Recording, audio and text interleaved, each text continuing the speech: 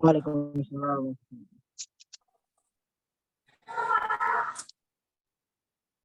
Alhamdulillah wassalatu wassalamu ala Rasulillah wa ala alihi wa ashabihi wa mawala. Subhanaka la ilma lana illa ma 'allamtana innaka antal alimul hakim wa tub 'alaina innaka antat tawwabur rahim.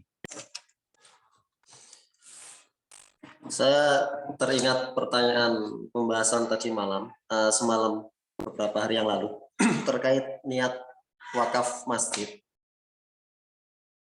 Ada pendapat Imam Al-Isnawi yang menyebutkan bahwa mewakafkan sebagian lantai di sebuah gedung itu sah dianggap sebagai wakaf masjid. Sebelum Aryan, siapa? Sidik tanya gitu ya. Dan jawaban saya tidak berbeda, hanya saja saya menemukan ibarah yang disampaikan oleh Imam Al-Isnawi atau Imam Al-Asnawi terkait teks yang mengatakan bahwa masjid yang ada di gedung itu kalau diniatkan bagian itu adalah masjid, maka itu masuk dalam kategori hukum masjid. Itu yang pertama. Yang kedua, terkait niat safar, pertanyaan Rian, bahwa safar itu yang diniatkan adalah jarak kemana kita akan safar. Jadi niat safarnya itu seperti itu. Yang namanya niat, yang namanya melakukan safar kemudian tidak niat, itu adalah ketika kita misalnya ngejar maling, ngejar perampok, itu dia lari terus lewat tol sampai ke arah Jakarta. Padahal posisi kita di Surabaya misalnya. Meskipun jarak antara Surabaya dan Jakarta itu lebih dari masafatul qasri, lebih dari sekitar 84 km, maka itu tidak boleh menjamak. Karena dia tidak berniat untuk safar ke poin tersebut. Dia niatnya adalah mengejar perampok tersebut, kemanapun perampok itu dikejar, itu dia ikuti. Maka itu tidak dikategorikan sebagai niat untuk safar. Nah, itu. Kemudian pembahasan terakhir juga kita membahas tentang mahallun niyah. Mahallu an-niyah. Yang buka PDF-nya bisa dibuka halaman 33. Wa min furu'i atsani. Jadi kemarin kita membahas bahwasanya yang pertama layak fi at-talaffudzu bil lisan dunal qalbi. Jadi orang yang niat hanya talafut saja, hanya melafalkan niat, tetapi tidak ada niat di dalam hati, hatinya tidak niat, maka itu tidak cukup. Itu yang pertama. Yang kedua, annahu la yushtaratu ma'al qalbi at-talaffudzu. Bahwasanya untuk keabsahan sebuah niat itu tidak disyaratkan untuk at-talaffudz, untuk mengucapkan. Jadi tidak disyaratkan. Nah, kemudian kita kemarin juga sudah membahas tentang al-furu' al-awwal, juga yang al-furu' ats-tsaniyah.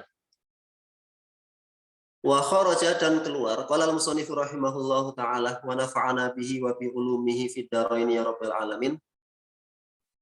Wa kharaja, dan keluar atau terkecualikan an hadzal asli, dari kaidah asal ini, suarun, beberapa bentuk, yustaratu, yang disyaratkan, fiha, pada hal-hal tersebut, at-talaffudzu, mengucapkan, bil manwi dengan apa yang dia niatkan, dengan objek yang dia niatkan tersebut. Jadi pada asalnya, kaidah dasarnya bahwa sesuatu niat itu dianggap sah meskipun tidak ada lafaz yang keluar dari mulut. Itu kaidahnya. Jadi kaidah asalnya adalah la yushtaratu at-talaffudzu ma'al qalbi. Tidak disyaratkan untuk melafalkan niat ma'al qalbi. Tidak disyaratkan. Yang penting hatinya itu sudah niat, maka itu sudah sah. Tetapi ada beberapa bentuk yang itu disyaratkan untuk talaffudz. Dan kalau tidak ada talaffuznya, tidak ada ungkapannya, maka itu tidak masuk dalam kategori niat. Minha diantaranya at-tolaqu cerai. At-tolaqu cerai.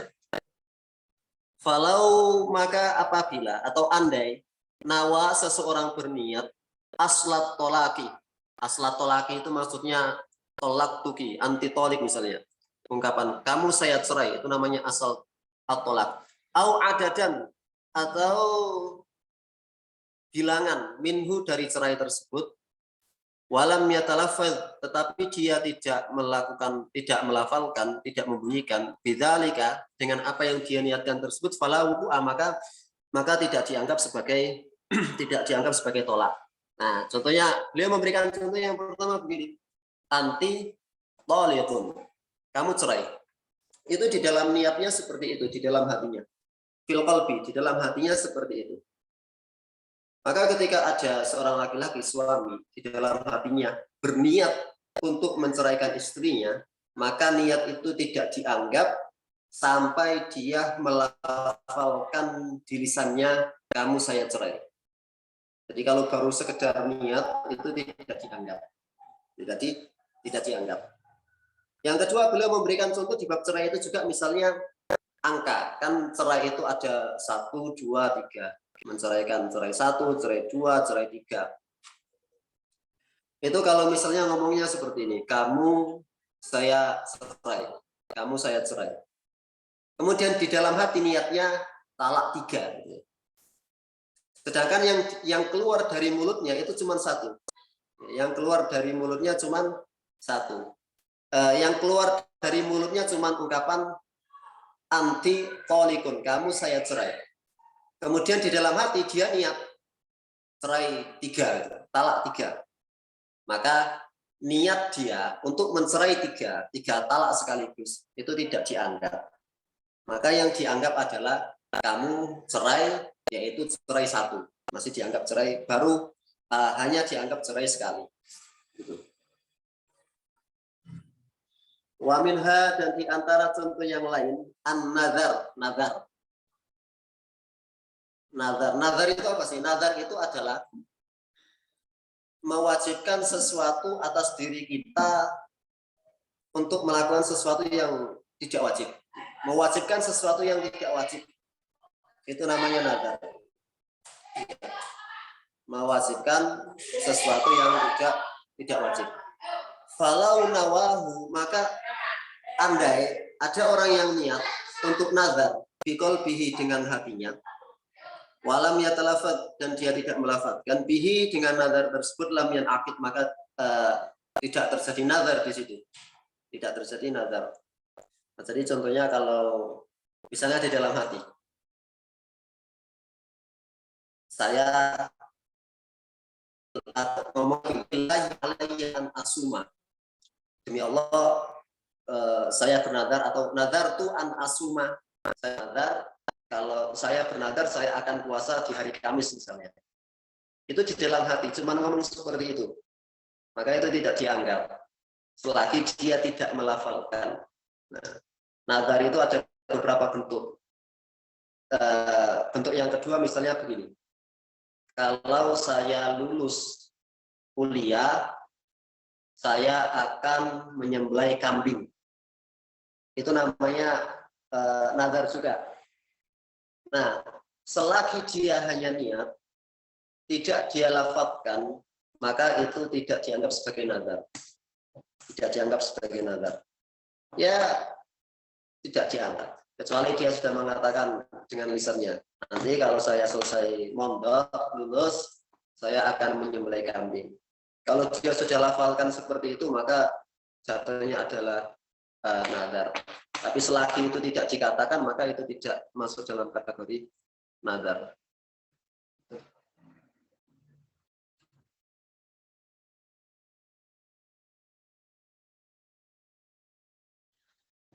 Kemudian wa minha di antara contoh yang lain adalah an yashdariya syatan. Ada seseorang yang membeli kambing. Biniyatil udhiyati dengan niat udhiyah. awil ihda lil haram, atau sebagai hadiah untuk al haram, untuk Mekah, maksudnya adalah al hadiyu. Fala tasiru, maka binatang tersebut tidak menjadi udhiyatan, hewan udhiyah, wala hadiyan, dan juga tidak sebagai hewan hadyu ala sahihi, hatta yatalaffadhu bidzalika, sampai dia itu melafalkan secara jelas. Jadi kita kadang pergi ke pasar hewan, menjelang Idul Adha misalnya. Itu kalau kita niatnya di dalam hati saja, maka binatang yang kita beli itu tetap dia bukan binatang sembelihan. Artinya apa? Artinya kalau kita tetap ingin kurban, kita bisa ganti dengan hewan yang lainnya. Tetapi kalau nanti kita mengatakan di dalam lafal kita, saya pergi ke pasar untuk membeli kambing, dilafalkan, dan kambing itu nanti saya jadikan sebagai udhiyah, dia niat seperti itu, maka kambing yang dia beli di pasar tersebut berubah menjadi hewan kurban. Makanya hewan kurbannya harus dijaga. Gitu. Wa minha, dan diantara contoh yang lain, idza apabila ba'a menjual sil'atan, sebuah barang, bi alfin, dengan harga 1.000. Ada orang jual beli cuma ngomong alfin, 1.000. Dia tidak jelaskan 1.000-nya ini 1.000 apa, 1.000 rupiah kah, 1.000 dolar kah, 1.000. Wafil balad, dan di dalam wilayah tersebut nuqudun, ada banyak mata uang. La ghaliba fiha, yang tidak ada yang dominan. Tidak ada satupun mata uang yang dominan di wilayah tersebut. Faqabala, kemudian dia menerima.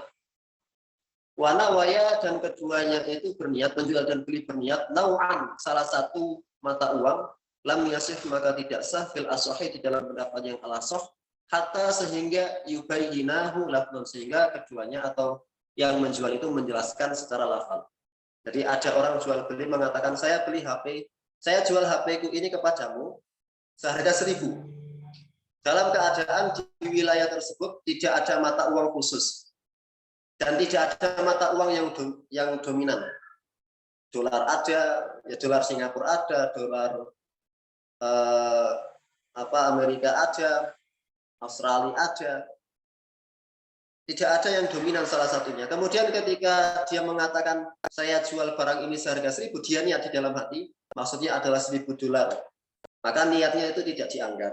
Hatta yubayyinahu, sehingga sampai kedua-duanya itu menjelaskan sebenarnya yang Anda maksud dolar ini dolar mana, seperti itu. Wa minha, dan di antara contoh yang lain, lau qala, andai ada orang mengatakan anti talikun, kamu saya cerai, summa qala, kemudian berkata aradtu insyaallah taala, maksudnya adalah insyaallah, itu di dalam hati. Lam yuqbal, maka tidak diterima, hatta yatalaffadhu bidzalika, sampai dia mengatakan ungkapan tersebut. Jadi ada orang mengatakan, suami mengatakan kepada istrinya, anti talikun, kamu saya cerai. Di dalam hatinya dia mengatakan insya Allah. Atau ketika dia didatangkan ke hakim, ketika memberikan keputusan menyidang, hakimnya ini bertanya, atau orangnya ini memberikan pembelaan, Pak Hakim, sebenarnya saya itu mengatakan anti tolik, kamu saya cerai, insya Allah, tapi insya Allahnya di dalam hati Pak Hakim. Nah, maka itu tidak dibenarkan, Jadi nanti hakim ya akan memutuskan cerai. Ya. Karena lafaz Allahnya itu tidak dianggap. Karena itu cuma ada di dalam hati, niatnya di dalam hati. Wal masyhur, qala Rafi, dan Imam Ar-Rafi, wal masyhur, dan yang masyhur annahu la yudayyan, dia itu tidak diyudayyan. Jadi maksudnya begini, secara hukum nanti orang itu ditanya benar-benar niat apa tidak. Kalau orang yang menceraikan istrinya itu mengungkapkan kata insya Allah, dan kata insya Allahnya itu dia sembunyikan di dalam hati, ya, dia simpan di dalam hati, tidak dia lafalkan. Dan kalau memang dia benar-benar mengatakan atau benar-benar mengatakan insya Allah, maka secara hukum ukhrawi dia tidak dihukum.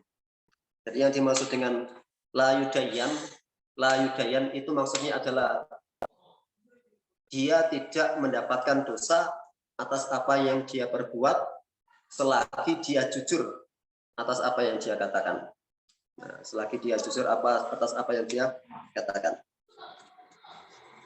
Wa minha, dan di antara contoh yang lain, man hamma, barang siapa yang memiliki keinginan biqauli ma'siyatin, untuk melafalkan sebuah ungkapan maksiat, walam yatalaffadz bihi, sedangkan dia tidak melafalkan ungkapan yang ingin dia katakan tersebut, lam ya'tham ma lam yaqul, maka dia tidak berdosa selagi dia tidak mengucapkannya.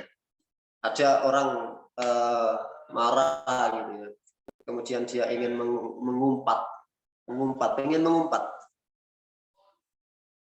niat untuk mengumpat. Selagi dia tidak melafalkan umpatan tersebut, fala ya'tham, maka dia tidak berdosa. Ya. Fa in qala ba'dal hammi athima biha aidan. Nah, ada orang yang kemudian kalau dia itu mengatakan mengumpat setelah alham, setelah keinginan tersebut, maka dia juga berdosa. Kama nabaha alaihi ba'dul muhaqqiqin. Nah, jadi intinya adalah kasih kesimpulan. Pada dasarnya tidak disyaratkan at-talaffuz untuk keabsahan sebuah niat. Dan itu masuk di dalam sebuah ibadah. Jadi di dalam bab ibadah, beliau mengatakan masailul ibadah kulliyah. Semua masalah ibadah itu tidak disyaratkan. Semua masalah ibadah tidak disyaratkan untuk melakukan at-talaffuz bin niyah. Kapan at-talaffuz bin niyah itu disyaratkan? Ketika terjadi interaksi di dalam bab muamalah. Baik itu muamalahnya bersifat muamalah jual beli maupun muamalahnya di bab munakahat atau di bab al-ahwal ahsyasiyah. Nah, itu. Qala al-musannif rahimahullahu taala, wa amma zamanuha, adapun waktu untuk niat, ai waqtiha, maksudnya adalah waktu niat, fahuwa, yaitu awwalul ibadati wa nahwiha. Jadi niat itu dilakukan di awal ibadah, wa nahwiha, dan yang semisalnya. Fa fil wudu'i, maka niat ketika wudu, inda ghuslil wajhi, ketika membasuh wajah. Jadi kita wudu itu niatnya adalah ketika ghuslul wajhi. Bukan ketika membuka keran, bukan ketika kita tangan, tetapi niatnya adalah ketika kita ghuslul wajhi, itu niatnya di situ. Wa fi sholati, dan di dalam salat, bil hamzati minat taharrumi wa yastamiru ila tamami taharrumi. Nah, kalau di bab salat itu niatnya adalah dimulai dari huruf hamzah di lafaz a, Allahu akbar. Maka posisi niat itu adalah mulai dari hamzah sampai ro, itu a sampai ro, Allahu akbar. Maka niat sholat ada di antara itu. Itu. Wa fil majmu'i, di dalam kitab al-majmu' syarhul muhadzab wa tanqih, al-mukhtaru, pendapat yang dipilih, makhtarahu imamul haramain, yaitu pendapat yang dipilih oleh Imam al-Haramain, wal Ghazali, dan Imam al-Ghazali, annahu, bahwasanya niat di dalam sholat takfi al-muqaranatu, itu cukup dibarengkan al-urfiyah, secara urf, bi an yujida, dengan mengadakan niat kullah, semuanya, au ba'daha, atau sebagiannya, fi awali takbir, pada awal takbir, au akhirih, atau akhirnya, bihaitsu yu'addu mustahdiran lis sholat, yang penting adalah dia dianggap ada kesadaran untuk menghadirkan sholat.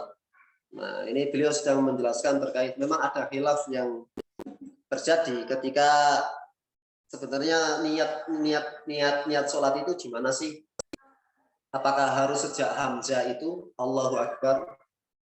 Apakah boleh di akhirnya? Apakah boleh di tengah-tengahnya? Nah, sebagian ulama menguatkan bahwa yang Sahih itu adalah yang penting ada yu'addu mustahdiron lis-shalah antara lafaz alif dengan lafaz ro. Itu yang penting di situ ada seperti itu.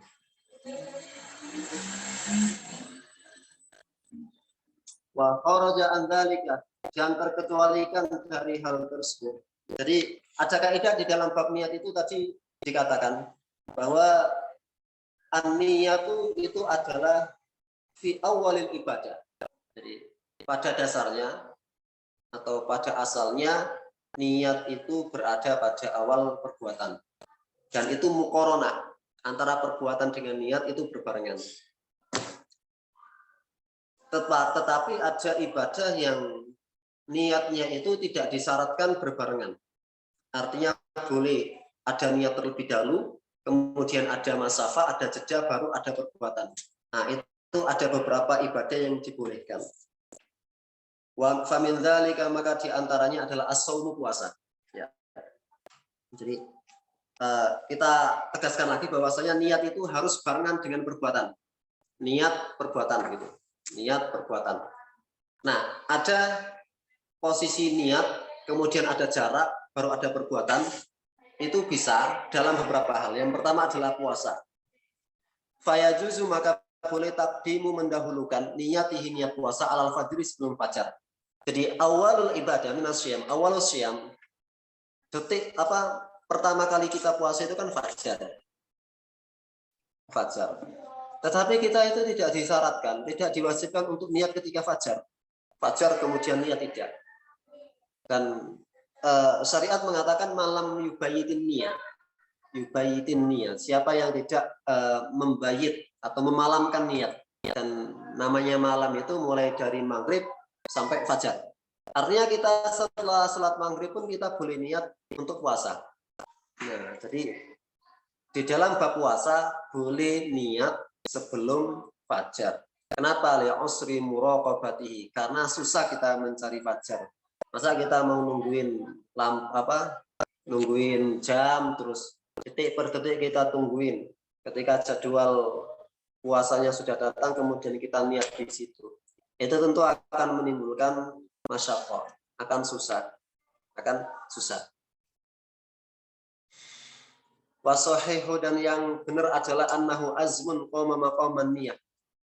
Jadi niat puasa itu adalah azam yang menggantikan posisi niat, karena tidak mungkin terjadi atau karena susahnya melakukan niat ketika pas fajar. Wa minha, dan di antara contoh yang lain az-zakatu, zakat.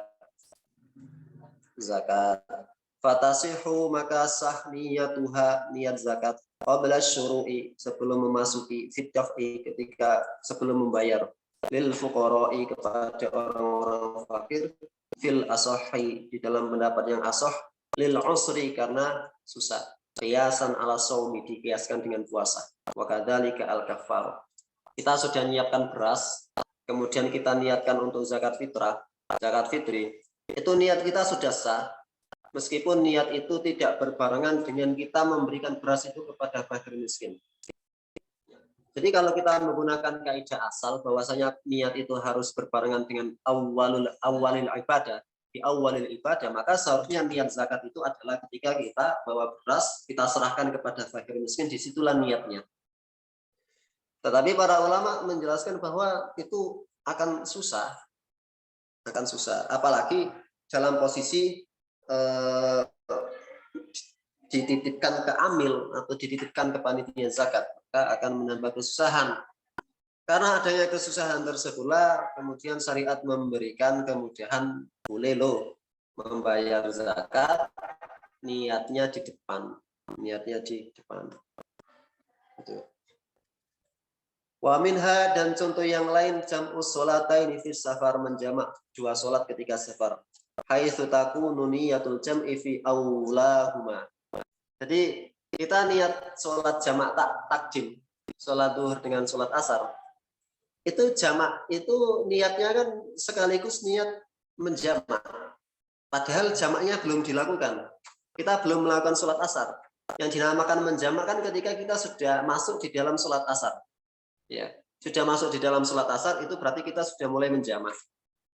Tetapi di dalam mazhab Syafi'i itu niat jamak itu harus ada di sholat yang pertama, sholat zuhur, baik itu berbarengan dengan takbir sekaligus niat jamak, atau ketika di tengah-tengah sholat, oh ingat saya lagi safar nih, kemudian dia niat menjamak di situ, atau ketika salam, dia salam kok ingat dia berada di safar, kemudian dia niatkan jamak di situ, maka hukumnya boleh.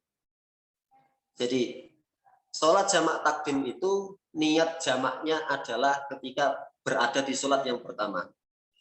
Sehingga ketika ada orang sudah selesai assalamualaikum warahmatullah, sudah assalamualaikum, sudah sudah selesai dia sholat assalamualaikum, dia baru teringat dia dalam keadaan safar, kemudian dia menginginkan untuk meniatkan untuk jamak, maka tidak boleh dia menjamak.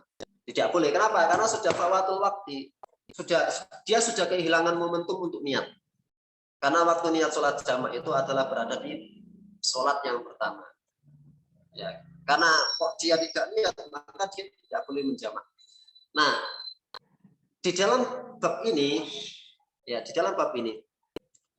menjamak itu niatnya harus sebelum jamak terjadi, sebelum sholat yang kedua dilaksanakan, sebelum sholat maghrib, sebelum sholat isya atau sholat asar dilakukan.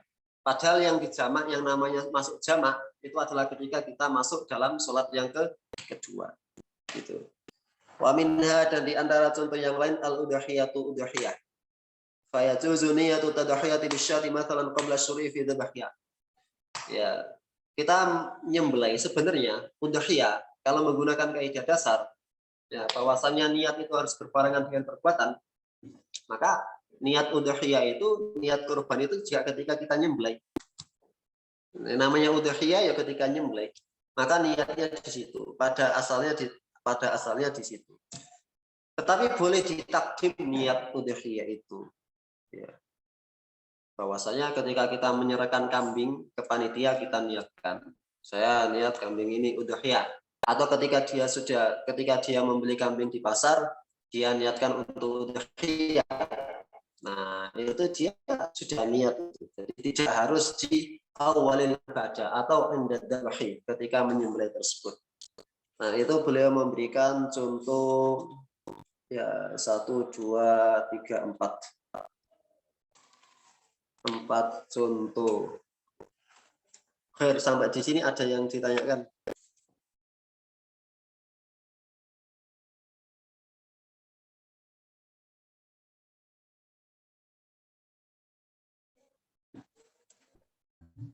Untuk izin bertanya Tafadhol. tadi kalau nggak salah di awal pembahasan itu kalau orang yang tidak niat safar seperti orang mengejar maling atau perampok itu safarnya gimana tadi? Tadi anak belum jelas. Orang yang ngejar maling itu dia tidak dianggap niat safar. Dia tidak dianggap safar. Kenapa? Karena dia di awal perjalanan itu dia tidak tahu dia mau safar kemana. Kemudian dia tidak tahu berapa cara yang akan ditempuh. Ya. Gara-gara dia tidak tahu tujuannya kemana, kemudian jaraknya seberapa, maka itu tidak masuk dalam kategori safar yang dibolehkan untuk mengkosor atau menjamak sholat, gitu ya. Tapi dulu anak kan sebelum tahu ada syariat safar kan anak walaupun berpergian terus udah memenuhi jarak safar, terus ada satu orang lagi yang tahu safar tapi anak posisinya belum tahu, terus diajak safar, maksudnya diajak sholat kodok gitu, itu hukumnya gimana tadi? Anak awalnya tidak tahu gitu, belum tahu. Ya itu berarti dia tidak niat safar. Seharusnya dia tidak boleh menjamak. Seharusnya tidak bisa dijamak, tidak boleh dikosor. Karena niat itu kan masing-masing. Kita tidak bisa nitip niat. Istibana kan kemarin ada pembahasan tentang titip niat. Ya, tidak boleh titip niat itu. Jadi kita tidak bisa jalan bareng-bareng sama kawan touring gitu. Kalau mau touring harus tahu jalannya, tujuannya mau kemana. Kalau touring, ini kebanyakan touring kan, ada orang-orang touring itu. Kalau dia tidak tahu tujuannya kemana, hanya jalan saja, pokoknya jalan, apa ulon gitu, ke arah barat itu ya dia tidak dianggap berniat untuk safar sesuai dengan safar yang memenuhi kriteria untuk menjamak untuk mukosor. Kecuali dia mengatakan, yuk kita safar nih, poin titiknya Lamongan, nanti kita berhenti di Magelang. Setelah dari Magelang kita ke Semarang, setelah ke Semarang kita ke Jakarta. Nah itu sudah ada tujuan, kalau ada tujuannya boleh. Dalam keadaan wis melaku, jalan saja. Nah itu tidak masuk, dia tidak niat. Karena syarat niat safar itu al ilmu bil manwi. Dia harus tahu hakikat safarnya itu kemana, jaraknya berapa. Jadi walaupun udah melakukan sholat jamak dengan alasan karena tidak tahu, itu gimana tuh hukumnya tuh? Kalau mau jaga-jaga, antum bisa ulangi sholatnya. Tapi kalau mau memakai kaidah al-udhru bil jahli itu juga tidak menjadi masalah. Al-udhru bil jahli itu artinya kita melakukan hal-hal yang sudah lalu dalam keadaan tidak tahu hukumnya, maka syariat memberikan uzur. Tetapi kalau mau jaga-jaga bisa mengiadah sholat tersebut. Itu yang pertama. Yang kedua, dilihat dulu itu sholatnya jamaknya seperti apa. Kalau jamak takdim, ya kalau jamak takdim ini kita ambil kalau kita ambil pendapat yang al-udhru bil kita mau mengambil pendapat yang mau melakukan i'adah. Kalau sholatnya itu kita jamaknya adalah jamak takhir, maka itu tidak perlu di'iadah. Meskipun tadi ada al-udhru bil jahli, tapi kita tidak berbicara tentang al-udhru bil jahli. Kita berbicara kalau yang perlu di'iadah itu yang mana. Kalau kita jamaknya adalah jamak takhir, maka tidak perlu di'iadah. Karena kita sholat zuhur di waktu asar, itu jatuhnya qadha. Beda keadaannya kalau kita sholatnya di sholat zuhur, kita jamak takdim. Asar kita taruh di zuhur.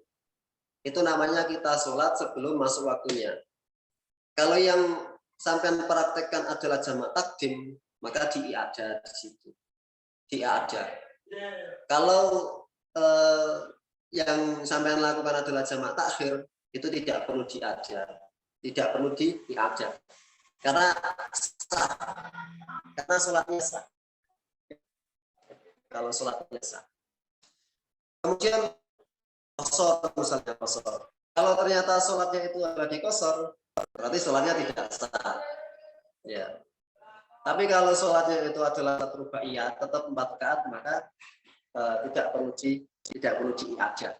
Jadi kesimpulannya, kalau antum sholatnya di takhir, kemudian tetap dengan bilangan aslinya, maka tidak perlu di'iadah. Tidak perlu di'iadah.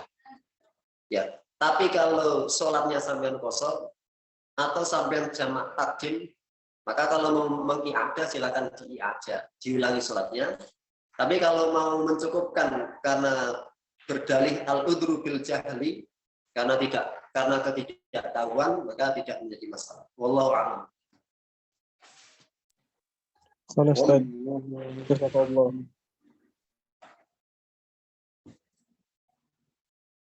Ada lagi yang didiskusikan? Apa itu yang apa namanya? Yang tadi ahadi itu. Itu termasuk apa namanya? Uruf bukan Zat? Bisa dimasukkan uruf enggak itu? Yang mana? Yang safar itu tadi. Walaupun dia enggak niat.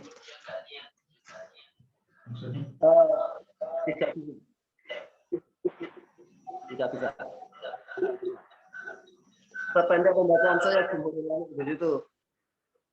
Kalau tidak tahu dia jalan, kemudian tidak tahu kemana tujuannya, itu tidak masuk dalam kategori al-urf. Beda dengan kasusnya Ahrian yang ditanyakan kemarin itu. Dia tahu nih sebenarnya dia mau jalan kemana, tapi pas awal jalan dia lupa. Pas awal jalan dia lupa, nggak niat lagi. Nah, itu masuk dalam kategori al-urf kalau kita menggunakan pendapat beberapa ulama gitu ya. Begitu Samsul.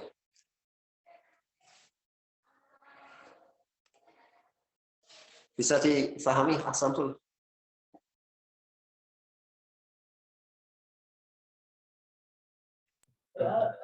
Kalau enggak yang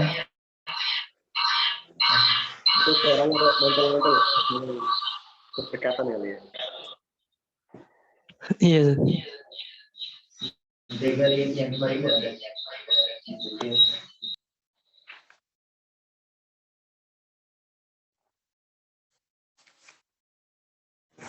Gimana? Ada yang ditanyakan lagi, didiskusikan?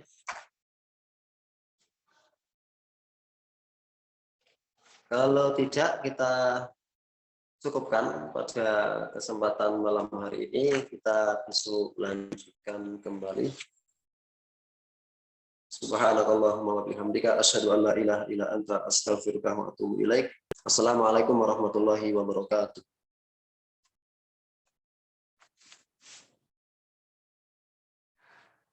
Waalaikumsalam warahmatullahi wabarakatuh. Waalaikumsalam warahmatullahi wabarakatuh.